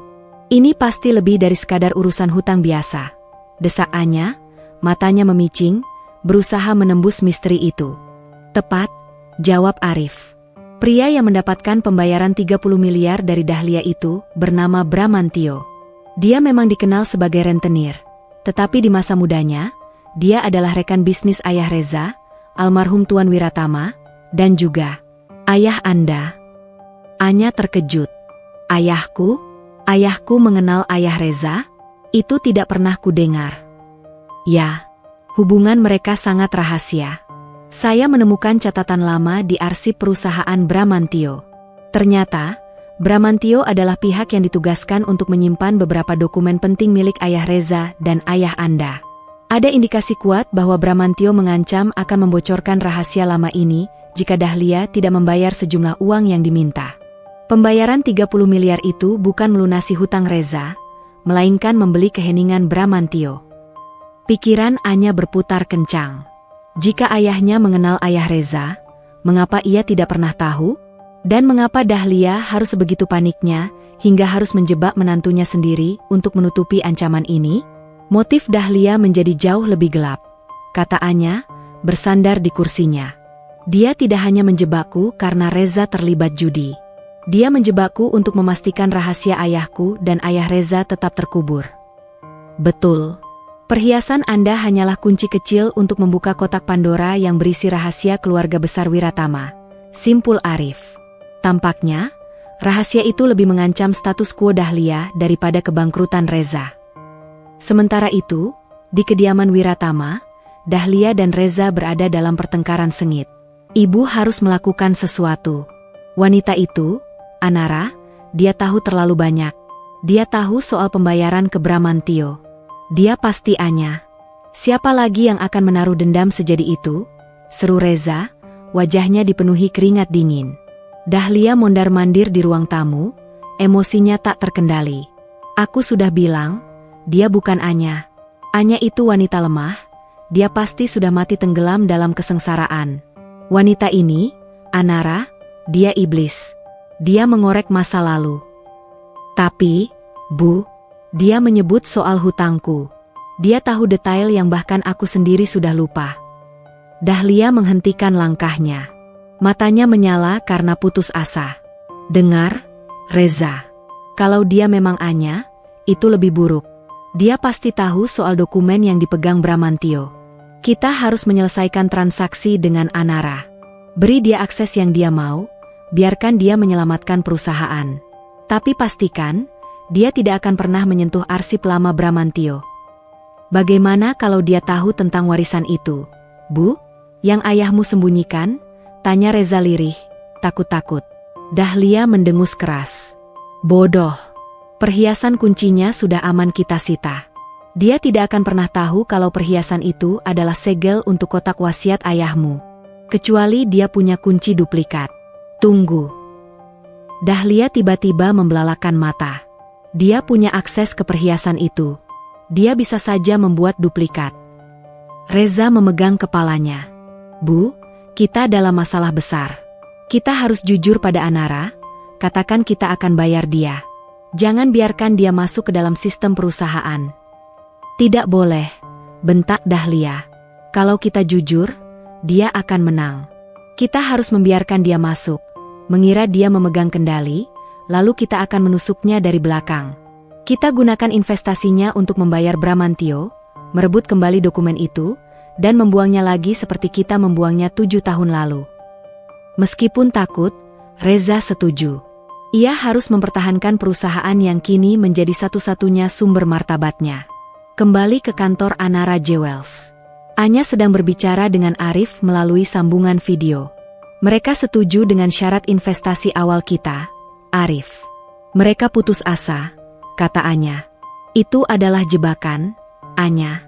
Mereka akan membiarkan Anda masuk, menggunakan dana Anda, dan kemudian mereka akan mencari celah untuk menendang Anda keluar lagi, seperti yang mereka lakukan dulu, peringatan Arif. Aku tahu. Tapi aku harus masuk ke dalam. Aku harus menjadi virus di dalam sistem mereka, jawab Anya. Perhiasan yang Dahlia curi, kalung ayahku, adalah kunci untuk membuka kotak pandangan mata yang ayahku tinggalkan. Itu yang harus kita cari. Bukan di tangan Dahlia, tapi di tangan Bramantio. Saya sudah mengatur pertemuan dengan Bramantio. Dia adalah pria yang berbahaya, Anya, kata Arif cemas. Bahaya adalah nama tengahku sekarang, Arif, balas Anya dengan senyum dingin. Kita harus tahu, apa isi wasiat itu sehingga Dahlia harus mengorbankan menantunya sendiri untuk menutupinya. Aku punya firasat kuat, ini bukan sekadar tentang hutang Reza, tetapi tentang warisan yang seharusnya menjadi milikku. Anya mengakhiri panggilan. Ia berdiri dan melihat pantulannya. 7 tahun yang lalu, ia diusir karena dituduh mencuri perhiasan puluhan juta. Sekarang, ia akan kembali untuk mengungkap rahasia yang nilainya mungkin ratusan kali lipat. Ia siap. Ia telah mengenakan baju perang yang terbuat dari kekayaan dan kebenaran. Anya, yang kini beroperasi di bawah persona Nyonya Anara, telah memasukkan dana segar ke Wiratama Corporation sesuai perjanjian investasi awal. Namun, dana itu hanyalah umpan emas untuk menarik Dahlia dan Reza semakin dalam ke dalam perangkapnya. Melalui Arif, yang kini menjabat sebagai direktur pengawas, Anya mulai menyabotase proyek-proyek yang tidak esensial dan menjerat perusahaan dengan klausul kontrak yang ketat dan tidak menguntungkan. Di mata Dahlia dan Reza, Anara adalah penyelamat yang sedikit menyebalkan, tetapi mutlak diperlukan. Mereka tidak menyadari bahwa setiap langkah yang mereka ambil semakin mendorong perusahaan mereka ke jurang kehancuran yang tak terhindarkan. Laporannya, Arif? Tanya Anya, duduk di ruang rapat perusahaan Wiratama, sebuah tempat yang dulu ia hindari. Kehancuran dimulai, Anya. Proyek Sinar Senja yang mereka andalkan sudah kita batalkan secara halus, dan dana yang mereka gunakan untuk membayar Bramantio telah kita telusuri. Mereka menggunakan dana investasi Anda, seperti yang kita duga, lapor Arif. Anya menyunggingkan senyum dingin. Bagus. Biarkan mereka terus mengira mereka mengendalikan situasi. Aku ingin mereka merasa terdesak, sehingga kebohongan mereka mulai retak. Situasi di Wiratama Corporation memburuk dengan cepat. Reza, yang kini harus berhadapan dengan cash flow perusahaan yang seret dan tekanan dari Nyonya Anara yang tak kenal ampun, tampak semakin frustrasi. Ia menyadari, investor yang seharusnya menjadi malaikat penyelamat, kini berubah menjadi malaikat pencabut nyawa. Reza memutuskan untuk melakukan langkah berani, atau lebih tepatnya, langkah putus asa, untuk menemui Anya secara pribadi, di luar jadwal rapat perusahaan. Ia menunggu Anya di lobi kantornya, seperti seorang pemohon yang menunggu putusan. Saat Anya melangkah keluar dari lift, Reza segera menghampirinya. Nyonya Anara, saya harus bicara dengan Anda. Pribadi, kata Reza, suaranya mengandung campuran kekaguman dan keputusasaan. Anya menghentikan langkahnya, menatap Reza dengan pandangan yang kosong. Saya tidak punya waktu luang, Tuan Reza. Jika ada masalah bisnis, silakan hubungi Arif. Ini bukan soal bisnis. Ini soal masa lalu, desak Reza, memohon. Ia terlihat jauh lebih tua dari usianya, garis-garis stres terlihat jelas di sudut matanya. Anya menghela napas, seolah ia sedang menghadapi hambatan yang menjengkelkan. Ia memberi isyarat kepada Arif untuk menunggu di kejauhan. Baik, 5 menit. Di sudut kafe itu. Mereka duduk di sudut kafe yang sepi. Aroma kopi dan kue manis terasa ironis di tengah ketegangan yang pahit. Anya, kata Reza, tanpa menyembunyikan lagi nama itu. Aku tahu kamu. Aku tahu ini kamu. 7 tahun sudah berlalu, dan aku tidak pernah melupakanmu. Aku tahu aku salah. Anya, aku buta. Aku menyesali keputusanku mengusirmu setiap hari sejak kamu pergi. Reza mencondongkan tubuhnya, matanya berkaca-kaca, memohon belas kasihan. Perusahaan ini akan hancur jika kamu terus begini. Aku mohon, Anya, hentikan ini. Aku akan melakukan apapun yang kamu mau. Kembali padaku, aku akan memperbaiki semuanya.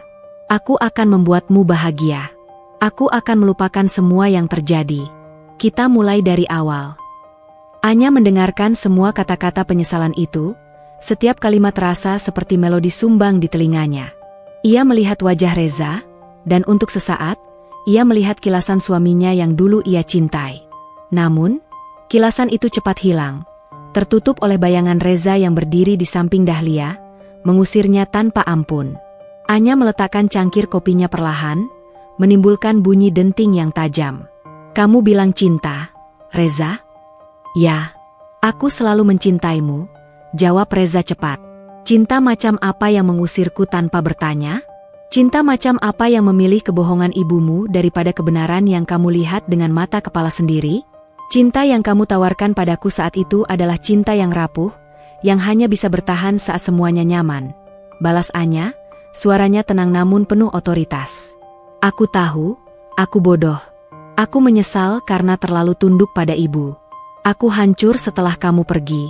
Percayalah, aku mencoba mencari tahu, tapi ibu selalu bilang kamu pergi karena malu dan bersalah. Aku baru menyadari sekarang, setelah melihatmu sekuat ini, bahwa kamulah yang benar. Reza mencoba meraih tangan Anya. Anya menarik tangannya, gerakannya tegas dan dingin. Aku bukan lagi wanita yang kamu kenal, Reza. Aku bukan lagi Anya yang lemah, yang menangis karena diusir. Aku adalah Nyonya Anara. Aku datang bukan untuk cinta, tapi untuk menagih janji. Aku mohon, Anya, kita bisa memperbaiki semuanya. Jangan hancurkan masa depan kita, desak Reza. Masa depan kita sudah hancur 7 tahun lalu, Tuan Reza. Dan kamu sendiri yang menghancurkannya, potong Anya. Aku tidak tertarik dengan hatimu yang hampa. Aku tidak tertarik kembali ke rumah yang menganggapku pencuri. Aku hanya tertarik pada keadilan dan kebenaran yang kamu dan ibumu sembunyikan. Anya berdiri. Ia memandang Reza dari atas, pandangan yang membuat Reza merasa sangat kecil. Aku akan terus memojokkan perusahaanmu, Tuan Reza. Aku akan memastikan kamu mencapai titik terendahmu, sampai kamu dan ibumu terpaksa mengeluarkan semua kebenaran, termasuk soal kotak pandangan mata dan Bramantio. Itu tujuanku. Aku tidak akan berhenti hanya karena air matamu. Reza terpukul. Ia menyadari bahwa Anya yang ada di depannya adalah badai yang tidak bisa dihentikan dengan kata-kata manis. Kamu ingin balas dendam? Sampai sejauh mana, Anya? Tanya Reza putus asa. Bukan balas dendam, Reza.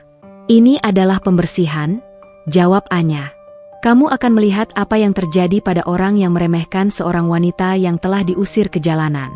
Sekarang, pergilah. Aku tidak punya waktu untuk drama pribadi. Anya berbalik dan berjalan menuju lift. Ia meninggalkan Reza sendirian di sudut kafe, dikelilingi oleh puing-puing penyesalan dan ketakutan. Malam itu, Dahlia mendatangi Reza di kamarnya. Apa yang dia katakan? Apa dia mau kembali? Tanya Dahlia penuh harap. Tidak, Bu, jawab Reza, wajahnya muram. Dia tidak mau kembali. Dia tahu soal Bramantio dan hutang. Dia bilang dia akan menghancurkan kita, Bu. Dia akan membuat kita mengeluarkan semua kebenaran. Dahlia terdiam. Ketakutan kini benar-benar menjalar. Kita harus bertindak, Reza. Sebelum dia menemukan dokumen wasiat itu, kita harus menggunakan sisa dana investasi Anara untuk melunasi Bramantio, merebut kembali dokumen itu, dan menyingkirkan wanita itu dari perusahaan kita sebelum terlambat. Mereka berdua, dalam keputusasaan dan kejahatan, telah menyusun jebakan balasan. Mereka tidak tahu, Nyonya Anara sudah selangkah di depan. Setelah konfrontasi emosional dengan Reza, Anya tidak buang waktu. Ia tahu Reza dan Dahlia akan panik dan berusaha menyingkirkan semua bukti yang menghubungkan mereka dengan Bramantio, si rentenir sekaligus penyimpan dokumen rahasia. Anya duduk di kantor Arif, menatap layar yang menampilkan pergerakan rekening Wiratama Corporation. Lihat, Arif. Mereka sudah bergerak. Mereka menarik semua sisa dana investasi yang kumaksudkan sebagai jebakan. Mereka akan melunasi Bramantio. Tepat sekali. Saya sudah memantau Bramantio. Mereka akan bertemu malam ini di gudang penyimpanan tua milik Bramantio, tempat dia menyimpan semua arsip pentingnya. Ini adalah kesempatan kita, Anya, ujar Arif, wajahnya tegang. Kita harus masuk sebelum mereka mengambil wasiat itu, tegas Anya. Dahlia tidak hanya mencuri perhiasanku, dia mencuri seluruh masa depanku demi menutupi rahasia yang jauh lebih besar. Mereka berdua bergerak cepat. Arif, dengan koneksinya sebagai pengacara, berhasil mendapatkan surat perintah penggeledahan yang bersifat mendadak, menggunakan alasan dugaan manipulasi aset perusahaan yang sah. Malam itu, di gudang penyimpanan yang suram, aroma lembab dan debu tua menyambut kedatangan Dahlia dan Reza. Mereka tampak gugup, memegang koper berisi uang tunai hasil pencairan dana investasi Anara Jewels. Cepat, Reza. Kita harus mendapatkan dokumen itu dan membakarnya. Wanita iblis itu tahu tentang Bramantio, desis Dahlia, tangannya gemetar. Bramantio, pria tua berwajah keras itu, menyambut mereka dengan senyum sinis. Lama tidak bertemu, Nyonya Dahlia. Saya pikir Anda sudah lupa dengan janji Anda. Untunglah Anara Jewels membantu mengingatkan Anda. Dahlia mengernyit. Urus saja uangmu, Bramantio. Mana dokumennya? Berikan aku kotak wasiat itu. Bramantio menunjuk ke sebuah kotak kayu tua yang terletak di sudut ruangan, di balik tumpukan arsip. Kotak itu tampak sangat kuno. Itu adalah kotak pandangan mata yang asli, Nyonya Dahlia. Kotak yang dijaga ayah Anda dan ayah menantu Anda. Di dalamnya, ada wasiat yang bisa mengguncang seluruh Wiratama Corporation, kata Bramantio. Dahlia bergegas menuju kotak itu, tangannya gemetar saat meraihnya. Kotak itu terkunci dengan sistem kunci mekanik lama. Kuncinya? Seru Dahlia panik. Kuncinya? Bukankah Anda sudah punya kuncinya, Nyonya Dahlia? Kalung berlian berbentuk tetesan air yang Anda curi dari menantu Anda 7 tahun lalu? Kalung itu adalah segel kuncinya, jawab Bramantio dingin. Reza menatap ibunya dengan keterkejutan. Ibu, jadi kalung itu memang kunci? Bukan hanya perhiasan biasa? Dahlia tidak menjawab. Ia hanya mencengkeram kalung pandangan mata yang selama ini ia simpan di brankasnya. Aku akan ambil kuncinya. Kita kembali besok. Tepat saat mereka berbalik, lampu gudang menyala terang, menyilaukan mata mereka. Di ambang pintu, berdiri Anya dalam balutan setelan bisnis yang rapi, didampingi oleh Arif dan beberapa petugas keamanan. Tidak perlu repot-repot kembali, Nyonya Dahlia. Karena aku sudah membawa kuncinya, kata Anya, suaranya terdengar seperti guntur yang pelan namun mengancam. Dahlia dan Reza terpaku. Mereka melihat Anya, bukan dengan tangan kosong, melainkan dengan bukti yang tak terbantahkan di tangannya. Anya, ini jebakan, teriak Dahlia, mencoba kabur. Jebakan yang kau ciptakan sendiri, Ibu, balas Anya. Ia maju ke depan, berjalan mendekati kotak tua itu. Kamu mencuri perhiasanku, menuduhku, dan mengusirku, bukan karena hutang Reza, tetapi karena kalung ini adalah kunci menuju kebenaran yang kamu takuti. Anya menunjukkan kalung pandangan mata yang sama persis dengan yang dicuri Dahlia. Arif berhasil mendapatkan duplikat kalung kunci ini, setelah kami menemukan desain kunci yang tersembunyi di arsip ayahku yang lain. Anya memasukkan liontin berlian berbentuk tetesan air itu ke dalam lubang kunci kotak jati yang tua itu.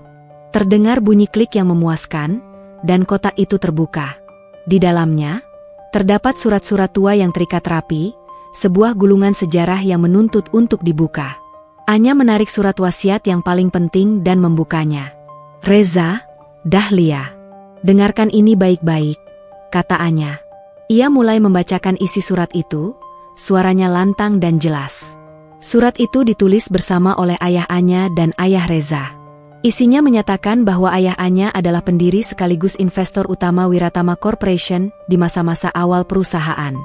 Ayah Reza adalah pengelola, dan sebagai bentuk ikatan persaudaraan dan bisnis, mereka menandatangani wasiat bahwa jika salah satu dari mereka tiada, seluruh kepemilikan saham dan asetnya akan jatuh kepada anak tunggal mereka.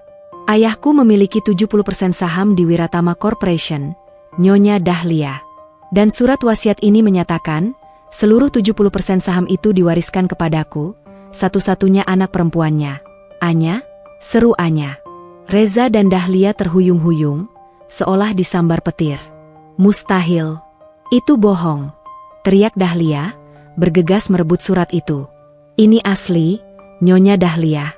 Ditandatangani di hadapan notaris dan disembunyikan di sini. Almarhum suamimu dan ayahku sengaja menyembunyikannya di balik kunci unik, karena mereka khawatir jika wasiat ini terungkap saat kalian masih muda, kamu akan tamak," kata Anya, menjauhkan surat itu dari jangkauan Dahlia. Kini, seluruh puzzle itu tersusun rapi di benak Reza dan Anya. Motif Dahlia bukan hanya sekadar hutang Reza, melainkan ketakutan akan kehilangan kekuasaan dan kekayaan yang telah ia nikmati selama bertahun-tahun. Ia tahu Anya adalah pemilik mayoritas Wiratama Corporation. Ia mencuri kunci, kalung, itu, menjebak Anya sebagai pencuri, dan mengusirnya agar Anya tidak pernah menyadari bahwa warisannya bukan hanya kalung kecil, tetapi seluruh perusahaan suaminya. Kamu tahu sejak awal?" tanya Reza, suaranya serak. Ia menatap Anya dengan mata penuh penyesalan, menyadari betapa bodoh dan kejamnya ia telah berlaku. "Ibumu tahu.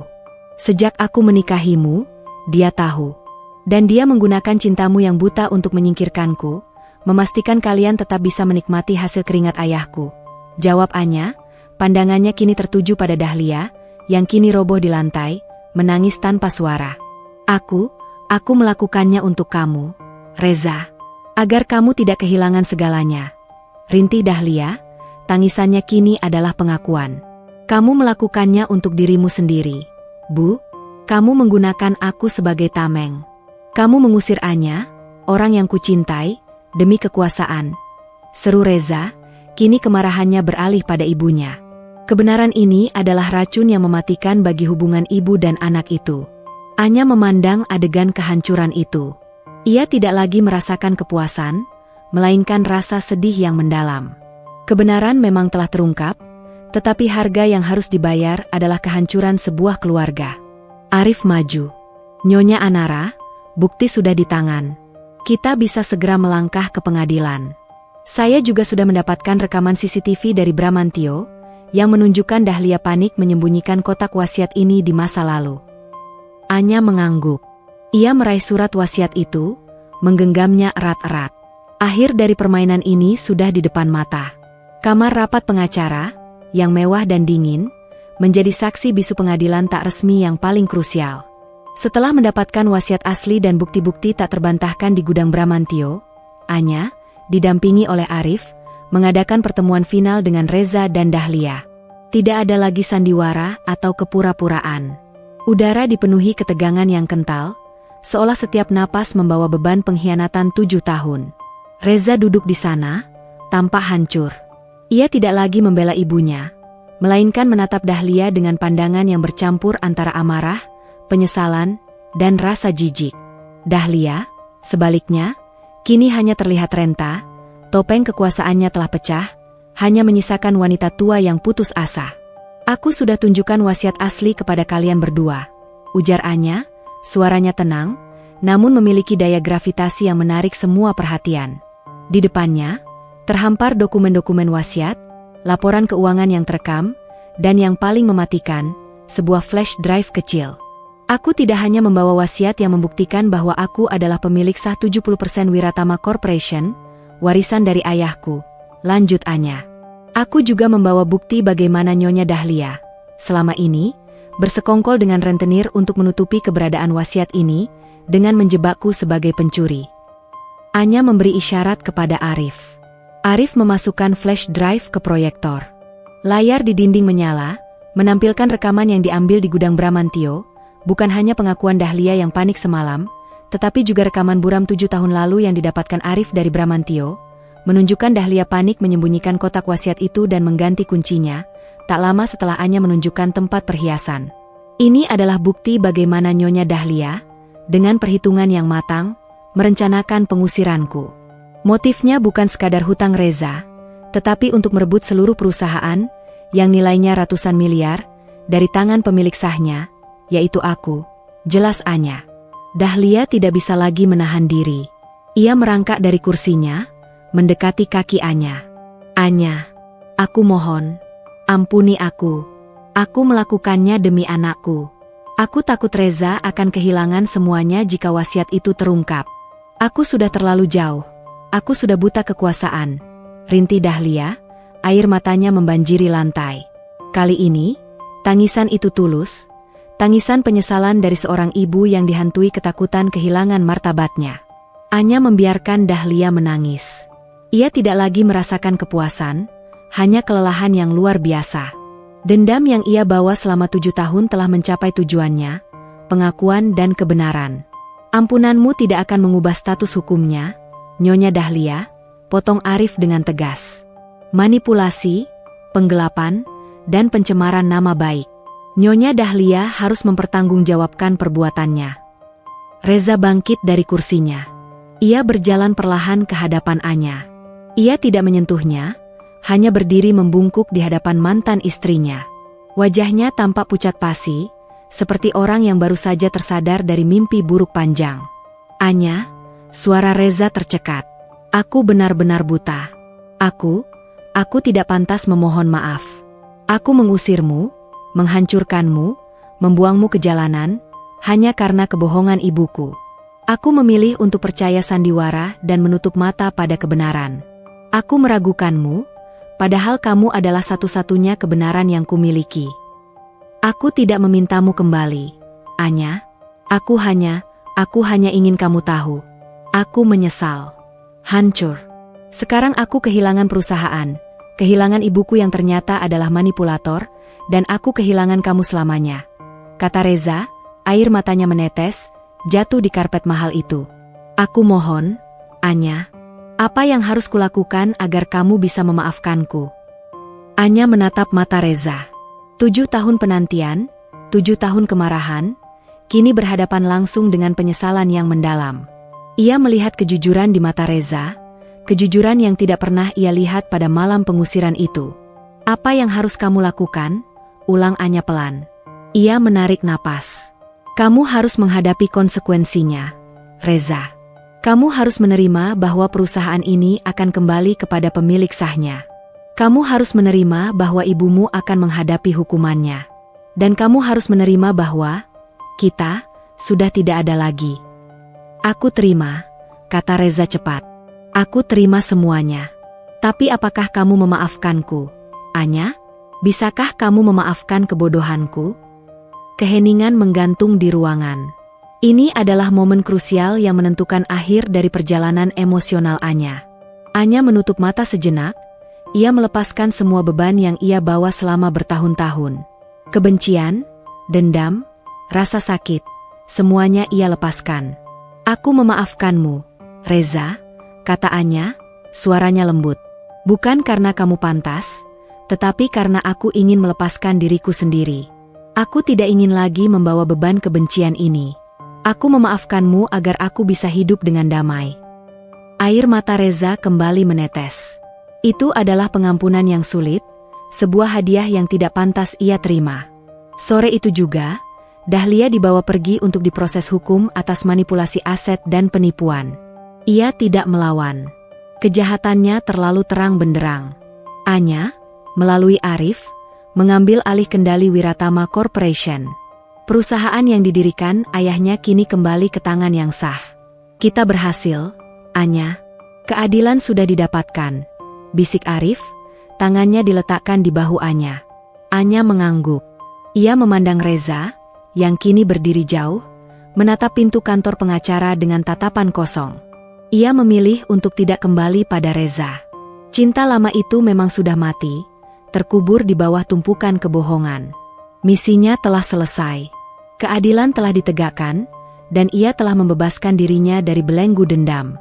Ini bukan akhir, Arif, kata Anya, senyum pertamanya yang benar-benar tulus dalam waktu lama muncul di wajahnya. Ini adalah awal yang baru. Beberapa bulan berlalu sejak pengungkapan dramatis di kantor pengacara. Dunia berputar cepat. Dahlia telah menerima hukuman yang setimpal atas penipuan dan manipulasi yang ia lakukan. Reza, meski terbebas dari tuntutan hukum berkat pengampunan Anya, harus menerima kenyataan pahit. Ia kehilangan kekuasaannya dan harus membangun kembali hidupnya dari nol. Anya, yang kini kembali menggunakan nama aslinya namun dengan kekuatan dan persona Nyonya Anara, sepenuhnya mengambil alih Wiratama Corporation, menggabungkannya dengan Anara Jewels. Perusahaan itu kini menjadi Anara Wiratama Group, sebuah konglomerat yang kokoh, berdiri di atas fondasi kejujuran dan kerja keras. Anya tidak hanya mengambil kembali haknya, tetapi ia memperbaiki sistem perusahaan yang keropos oleh manipulasi Dahlia. Suatu sore, Anya dan Arif sedang meninjau kantor pusat Wiratama yang kini sedang direnovasi total. Mereka berdua berjalan menyusuri koridor, membahas rencana bisnis yang ambisius. Hubungan mereka, yang awalnya hanya sebatas klien dan sekutu, kini telah berkembang menjadi sesuatu yang jauh lebih dalam dan hangat. Arif adalah tiang penopang Anya selama badai, satu-satunya yang percaya padanya bahkan sebelum ada bukti. Laporan triwulan ini fantastis, Anya. Semua lubang yang ditinggalkan Dahlia sudah tertutup. Perusahaan ini sudah sehat, kata Arif, mengakhiri pembahasannya dengan senyum bangga. Itu semua berkat keahlianmu, Arif. Kamu bukan hanya pengacara yang hebat, tapi juga manajer yang cerdas, balas Anya, menatap Arif. Tidak ada lagi dingin yang menyelubungi matanya. Kini, tatapannya dipenuhi apresiasi dan ketenangan. Aku hanya memastikan keadilan yang kamu dapatkan tidak sia-sia. Kamu adalah pemilik yang sah, Anya. Kamu pantas mendapatkan ini semua, jawab Arif. Ia menatap Anya sebentar, lalu mengalihkan pandangannya, seolah menghindari intensitas tatapan itu. Bagaimana kabar Reza?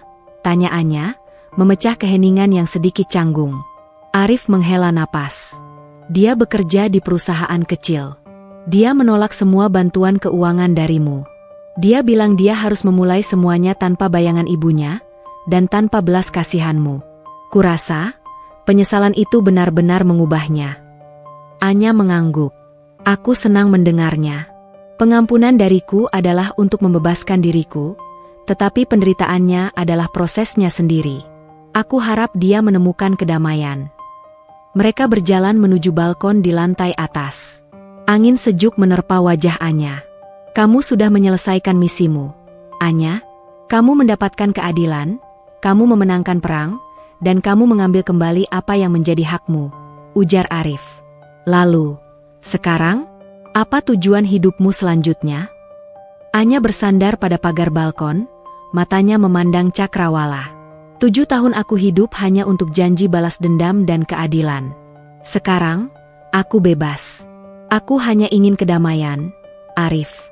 Kedamaian yang sejati, bukan kedamaian semu yang dulu kudapatkan di samping Reza. Arif menoleh padanya. Kedamaian sejati. Aku tahu kamu pantas mendapatkannya.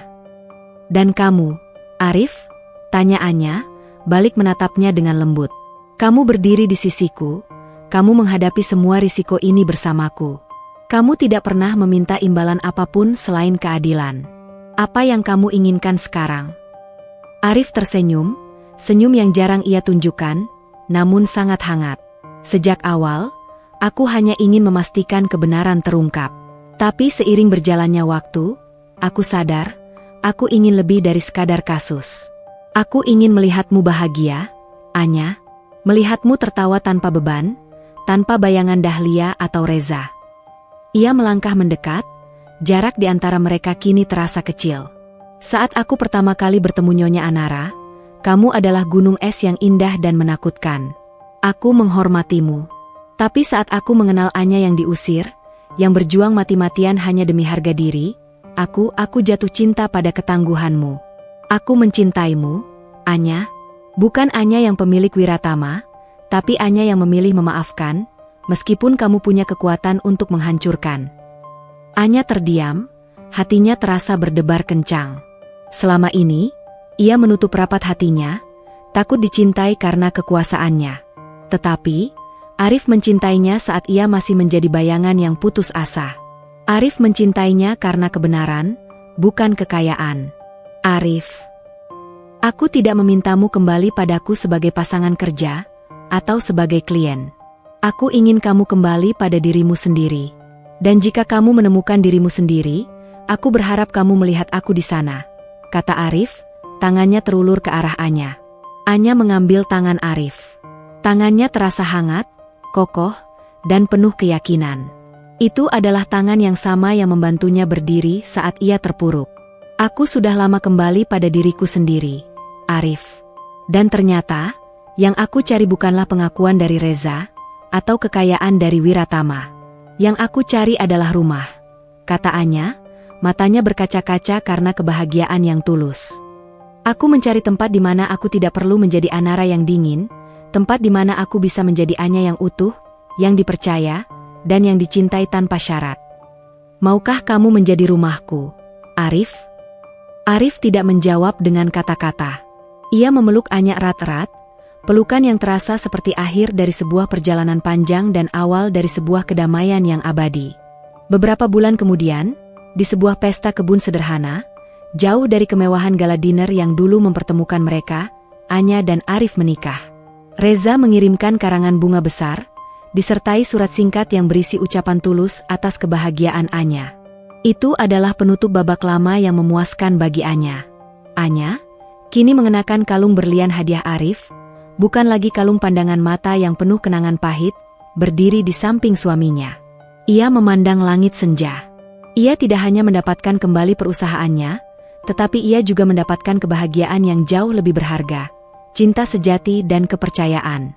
Perjalanan dari seorang istri yang diusir, menjadi seorang CEO yang membalas dendam, dan akhirnya menjadi wanita yang menemukan cinta dan kedamaian sejati, telah mengajarkannya bahwa kebahagiaan bukan tentang memiliki yang paling banyak, tetapi tentang memiliki yang paling jujur. Tamat.